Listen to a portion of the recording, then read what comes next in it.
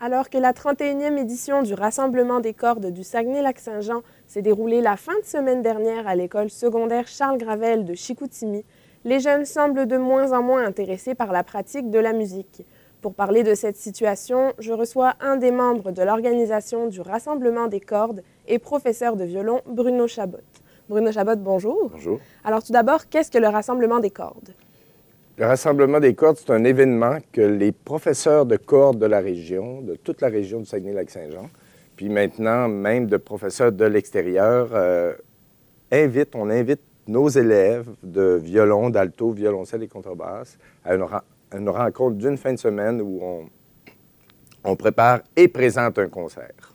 Et alors justement, le thème cette année, c'était le cirque. Comment est-ce que vous avez réussi à intégrer le cirque dans le spectacle? Bien, premièrement, on a pris des pièces. On a choisi des pièces qui allaient avec le cirque. Les petits jouaient Le Cirque arrive et Les Caniches nains. C'était comme des morceaux qui avaient été faits orientés par ça.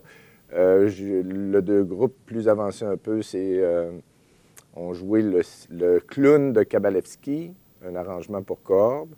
Ensuite, les plus avancés encore, ont joué un extrait du spectacle K du Cirque du Soleil, Pageant. Et la pièce commune, c'était des extraits du spectacle Allégria du Cirque du Soleil. Et on a eu des invités, les Fous du Roi, qui ont animé et ils se sont produits avec leurs numéros de cirque, de jonglerie, d'unicycle, d'équilibriste, etc. Puis on avait dans la salle 4 anciens membres du Cirque du Soleil, un qui assistait, puis 3 qui jouaient avec nous autres, dont Claudine Bourdage qui a chanté pendant 5 ans avec le spectacle Allégria. Ça fait que c'est elle qui chantait les pièces d'Allégria. Puis il y avait José Campeau puis Sébastien Savard José Campeau, elle était presque 20 ans dans le Cirque du Soleil, puis Sébastien, une dizaine d'années. Okay. Puis vous, M. Chabot, vous êtes aussi professeur de violon. Est-ce que vous notez une baisse des inscriptions dans les écoles de musique de la région? Ah oui, effectivement, oui. On baisse. Il faut dire qu'on a beaucoup de concurrence. Le monde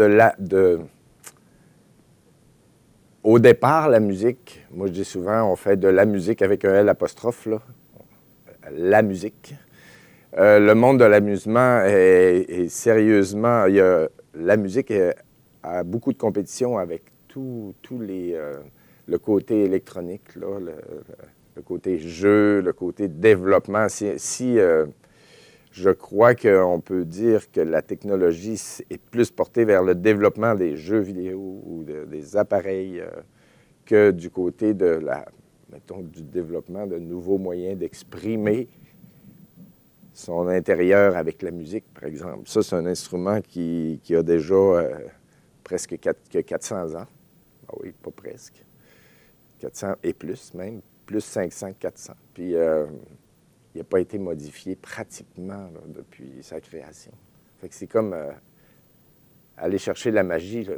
Pourtant, ça se rapproche plus d'Harry Potter, une chose comme ça, parce que c'est comme, ça a l'air de rien comme ça, mais ça peut tellement avoir de possibilités. Là. Et selon vous, justement, est-ce que vous avez peut-être des idées de solutions pour contrer ce problème? Bien, des idées de solutions, ça vient premièrement de l'intérêt du milieu et les écoles secondaires se sont orientées individuellement, chacun vers les formes d'art qu'ils préféraient. Ça fait que la musique a été abandonnée dans plusieurs polyvalentes. Et même dans certaines écoles primaires, quoique à l'école primaire, il y a un programme de musique. Là. Mais il faut que les parents qui croient que c'est bon d'apprendre la musique, il y a plein de bonnes raisons. Là, D'ailleurs, ma compagne, elle fait une maîtrise sur la mémoire auditive des enfants musiciens par rapport aux enfants non musiciens, puis l'oreille exercée a une meilleure discrimination de la hauteur des sons, de la durée des sons, est plus rapide. Ça veut dire qu'un enfant qui pratiquerait la musique auraient une meilleure attention à l'école, alors qu'on sait que c'est principalement auditif que l'attention doit être, parce que c'est comme oral, l'étude à l'école. Et alors, peut-être juste pour revenir au Rassemblement des cordes, est-ce qu'il y aura une 32e édition l'année prochaine? On espère bien. Oui? Bon, mais c'est parfait. Merci beaucoup, M. Chabot. Donc, je recevais M. Chabot, professeur de violon et membre de l'organisation du Rassemblement des cordes du Saguenay-Lac-Saint-Jean. Et nous allons maintenant nous quitter en musique avec quelques notes de violon.